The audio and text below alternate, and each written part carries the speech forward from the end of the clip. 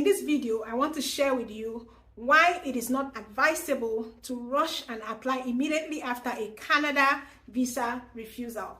I'm also going to be sharing with you the one thing you must do before you reapply for a Canada visa, whether it's a study visa or a visit visa or whatever type of visa.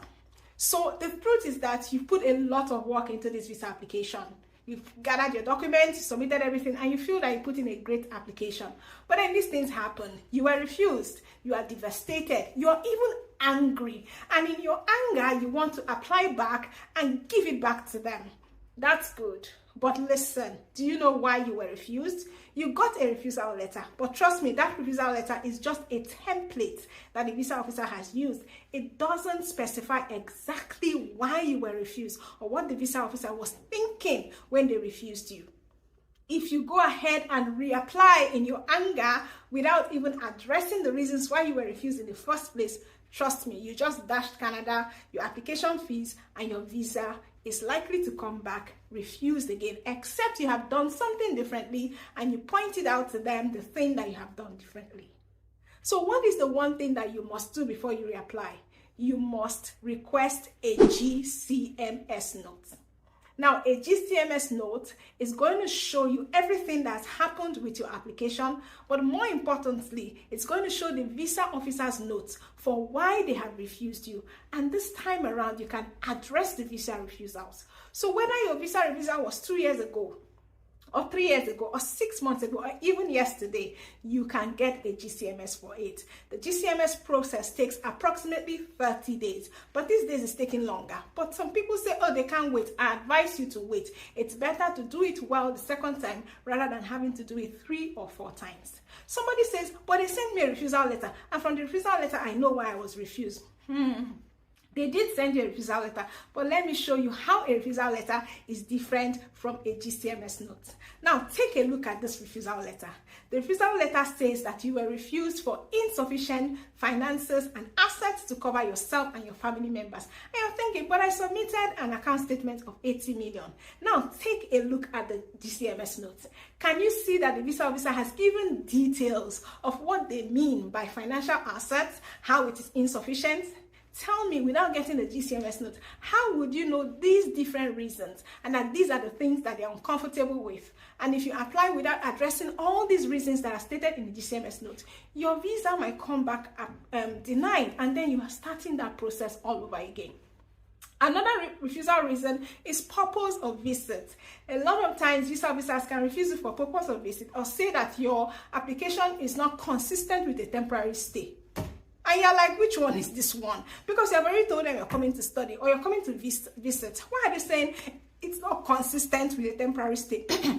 Only way that you can know is by ordering a GCMS note. Now, this person was refused for purpose of study, which they didn't know what it meant. But when they got their GCMS notes, look at what the visa officer is saying. Now they know why they were refused. They know why the visa officer feels that their stay is not consistent with the temporary visit, because apparently the visa officer feels that them coming at the time they are coming does not show that they have intention of going back. I hope you're getting the drift. And there are lots of examples where the refusal notice was just a template and then the visa officer goes into detail. Now, some of you will say, oh, I got my GCMS note and there were no details. Yes, there are some visa officers that might not put the details there. Those ones, relationship will send them. But there are lots of them who put all the details. And this way you can address it. And please, when you're reapplying, don't just reapply as if you're applying for the first time. Try and talk about the fact that you have been refused before. And in this letter of explanation, you're addressing why you were refused and showing them why you are qualified to get the visa that you're applying for. Make sure you do something different. Make sure you show them that you have addressed it. If you change your school or you change your sponsor, there's nothing wrong with doing all those things. You can actually apply with a different letter of admission if you're coming to study. You can apply with a different sponsor. You can do everything differently, but be sure that you are addressing the reasons why you were refused in the first place. So it's not as if you are just pushing it aside. Do something different. Don't just reapply out of anger or reapply because you feel that that visa officer didn't know what they were doing and the next visa officer will. It's possible. It has happened in a few cases, but that's taking a risk that you don't want to take. And I don't want you to take a risk. You're wasting time, you're wasting money. And what about the emotional trauma that you're giving yourself from several refusals? So don't reapply for your visa without getting your GCMS notes, because GCMS notes is going to tell you why you were refused. Now on the Canada JAPA system, we show you how to apply for your GCMS notes. We also show you how you can address refusal reasons. A lot of people are confused. What do I say in my reapplication? How do I address these visa refusals? That's what we at the Canada JAPA system do. If you check out the link here, you can join the Canada JAPA system and join other people like you who are getting their visas approved or who are getting their reapplication approved.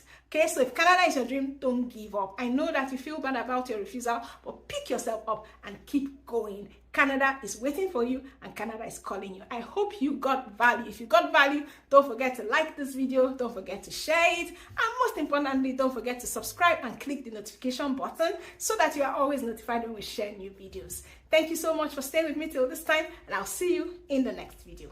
Bye.